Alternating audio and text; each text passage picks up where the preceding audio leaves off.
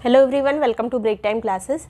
इस वीडियो में जो हम बूस्टर सीरीज़ कर रहे थे उसमें पठार और घाटियाँ, विश्व की जितनी भी पठार और घाटियाँ हैं इसी एक वीडियो में कवर हो जाएंगी। किसी भी एग्ज़ाम के लिए इंपॉर्टेंट है, यूपी पीसीएस, आरओ एआरओ या जितने भी एग्ज़ाम जहाँ पे विश्व की ज्योग्राफी पूछी जाती है वहाँ के लिए इंपॉर्टेंट होगा। और ये टॉपिक यहीं पे क्लियर हो जाएगा, इसलिए ध्यान से देखिएगा। इंपॉर्टेंट टॉपिक है, बहुत बार घाटियाँ और पठार पूछे जा चुके हैं, जैसे पर्वत वगैरह हमने पहले पढ़ा उसी तरह से ये भी है।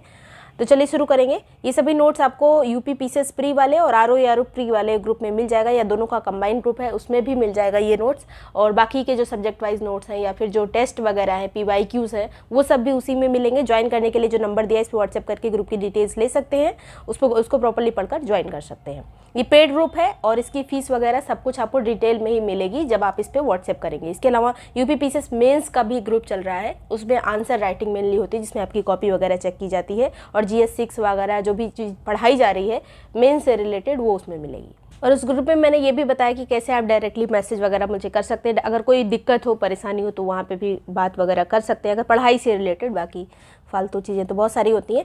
तो चलिए शुरू करेंगे। सबसे पहले पठार की बात करें। पठार यहाँ पे जो पठार है और उसके बाद जो टॉपिक आएगा वो घाटियों वाला आएगा। तो पठार जो होते हैं वो पर्वतों के बाद द्वितीय श्रेणी के उच्च भूमि होते हैं, ये भी ऊंचाई पर स्थित होते हैं, मतलब इसकी भी ऊंचाई ज़्यादा होती है, लेकिन इसका शीर्ष भाग जो होता है वो चौड़ा या फिर सपाट होता है। ये तो एक परिभाषा टाइप की हो गई जो आप मेंस वगैरह में ऐड कर सकते हैं अगर चाहें तो। भूपटल के लगभग 33% भाग पर पठार विस्तृत है। पठार जो है 33% भाग में फैले हुए हैं। ये आपका प्री का स्टेटमेंट हो सकता है यूपी पीसीएस के लिए। पठारों के प्रकार की बात करें तो यहाँ पे कई तरह के प्रकार होते हैं इसको। अब ये भी स्टेटमेंट वाइज क्वेश्चन बन सकता है, जब कॉन्सेप्ट पूछा जाता है तो वो भी चीज़ें यहीं पे कवर होती चलेंगी। हिमानी पठार कौन से होते हैं? जब हिमानी पर्वतीय क्षेत्रों का अपर्दित रूप बन के पठार बनता है, जैसे कोई हिमानी है ऊपर से उसमें अपर्दित हो गई, वो सपाट हो गई, तब वो पठार का रूप ले लेती है। एग्जाम्पल इसके लिए जैसे अंटार्कटिका, ग्रीनलैंड के जो पठार है, या प्राशिया का पठार। अब यहाँ पे इस तरह से एग्जाम्पल जो लिखा है इससे आपको ये भी याद रखना है कि प्राशिया का पठार कहाँ पर है? जर्मनी में स्थित है। जलकृत पठार कौन से होते हैं? जो नदी निक्षेप और पृथ्वी के लंबवत संचलन से निर्मित जो पठार होते हैं उनको कहते हैं जलकृत पठार। अलग से ये चीज़ नहीं पूछा जाएगा, लेकिन अगर आपसे पूछ लिया गया स्टेटमेंट पे तब ऐसे ही आंसर आपको करना है। विंध्य पठार इसका उदाहरण हो गया, इसके चारों तरफ जो दो तरफ जो नदियाँ वगैरह हैं, जो विंध्य पठार है इसके बीच में, विंध्य और सतपुड़ा के बीच में नर्मदा नदी बहती है, तो उनसे भी जो पठार निर्मित हो गए हैं। वैसे तो ये पहाड़ का रूप ले लेते हैं, लेकिन कुछ पठारी एरिया बनते हैं, जैसे मध्य प्रदेश में आपने देखा होगा कि इंदौर वगैरह के आसपास बहुत सारा पठारी एरिया है, तो ये विंध्य पठार उसी का जलकृत पठार का उदाहरण है। चेरापूंजी पठार मेघालय का, ये भी जलकृत पठार है। शान पठार याद रखना है कि कहाँ पर है शान पठार, तो म्यांमार का पठार है शान पठार। पवनकृत पठार किसको कहते हैं? जो हवा द्वारा निर्मित किए जाते हैं, मुख्य रूप से ये रेत से बने होते हैं, जैसे पोटावर पठार पाकिस्तान का है। अब इसको अलग से याद रखना है कहाँ पे है, इस तरह से क्वेश्चन कई बार पूछा जा चुका है। लोयस का पठार कहाँ है? चाइना में है, तो ये दोनों याद रखना है, पवनकृत पठार है ये।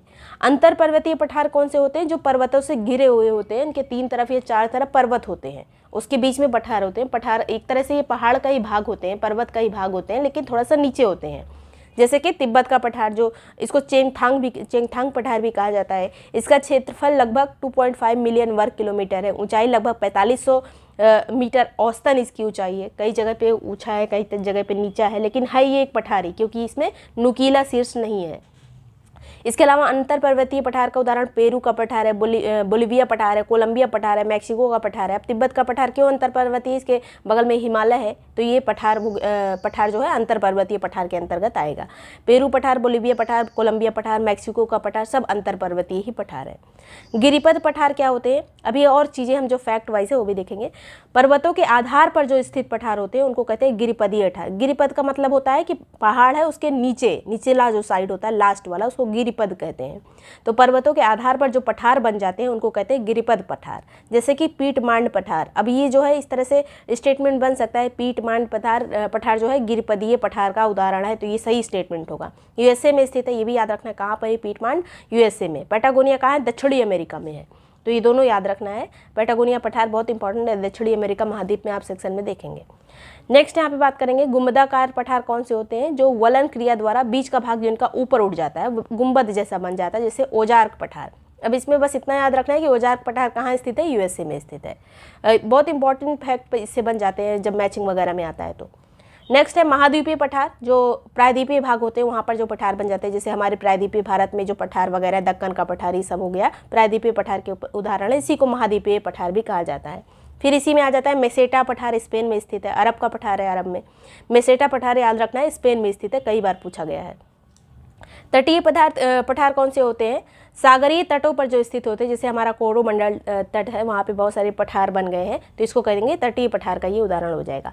ज्वालामुखी पठार, जो कोलंबिया का पठार है, इसको ज्वालामुखी पठार कहा जाता है। ज्वालामुखी दरार के कारण ये निर्मित होता है, वहाँ से जो लावा वगैरह निकलता है, अगर वो ऊपर से सपाट हो गया तब पठार का रूप ले लेता है।